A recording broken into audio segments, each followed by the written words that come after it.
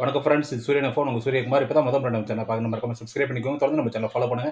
மறக்காம பெல் ஐக்கனை கிளிக் பண்ணிக்கோங்க. அப்பதான் நான் போடுற வீடியோஸ் உங்களுக்கு நோட்டிஃபிகேஷன் வந்துட்டே இருக்கும். இப்போ எதை குறித்து பார்க்க போறோம்னா, இன்னைக்கு ஒரு சக்ஸஸ் ஸ்டோரி தான் பார்க்க போறோம்.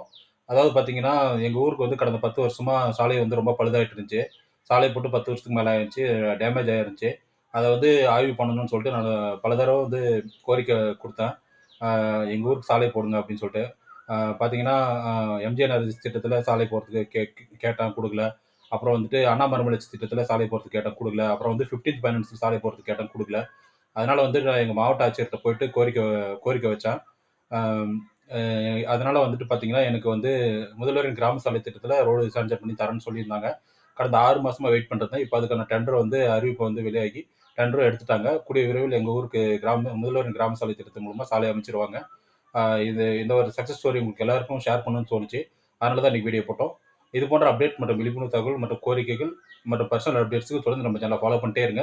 சூரியகுமார், சூரியன் எஃப்எம். Thank you.